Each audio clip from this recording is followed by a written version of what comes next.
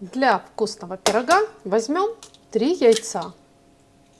Рецепт будет очень простым, а ингредиенты доступными.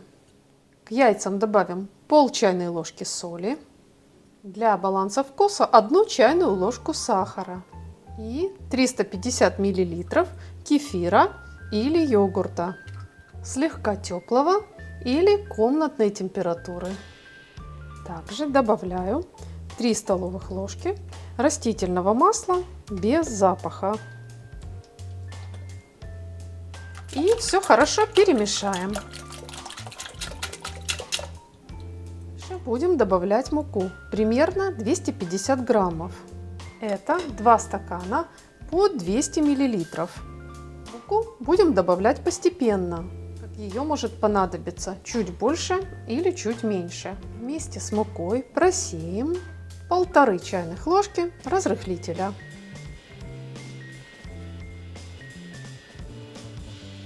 Консистенция теста должна получиться довольно густой. Гуще, чем для оладьев. Смотрите, вот такая должна получиться консистенция теста. Если провести по нему сверху, то след не должен сразу разойтись, а еще остается на несколько секунд. Тесто накроем и пока оставим отдыхать минут на 15, чтобы в нем заработала клейковина. Тем временем приготовим начинку. 1 крупную луковицу нарежем мелко. –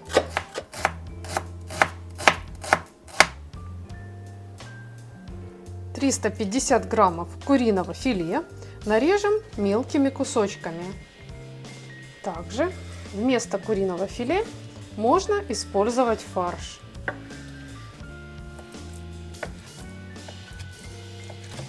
Дальше разогреваем сковороду. Нальем немного растительного масла для жарки. Первым сюда положим лук. Будем пассеровать его недолго, пока он станет прозрачным. К ароматному луку положим куриное мясо или фарш. И опять все будем помешивать. Если вы используете фарш, то точно так же разбейте его лопаткой, чтобы он распределился на небольшие кусочки.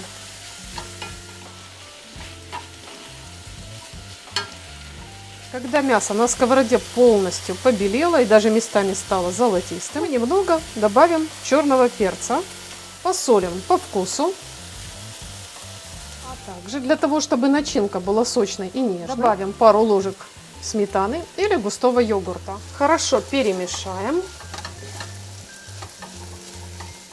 И уберем с огня остывать. А пока вкусная начинка остывает, я беру сковороду диаметром 26 сантиметров. Сковорода у меня с толстым дном. Сковороду хорошо смажу сливочным маслом. Можно использовать растительное масло. А если вы не уверены в своей сковородке, то можно положить на дно кружочек бумаги для запекания. Дальше я беру отдохнувшее тесто. Перемешивать его больше не нужно. 2/3 теста выливаю в сковороду и распределяю. Дальше беру остывшую начинку и равномерно выкладываю наверх. При этом обратите внимание на важный момент. Начинку выкладываем таким образом, чтобы она не попадала на самый край.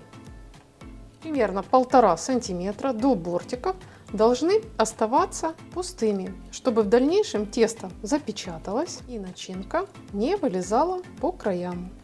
Дальше возьмем оставшееся тесто и аккуратно, равномерно распределим сверху по начинке. Это тесто очень податливое, и оно, видите, как бы само растягивается, распределяется.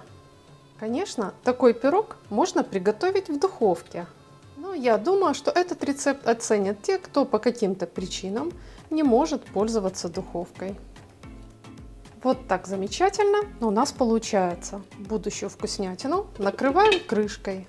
Очень желательно, чтобы в этой крышке было отверстие для выхода пара. Сковороду с будущим пирогом ставим на маленький огонь. Если у вас есть рассекатель, то это как раз тот случай, когда его нужно использовать. Прошло немного больше, чем полчаса, и я вижу, что верхушка пирога стала плотной и матовой, а края стали золотистыми.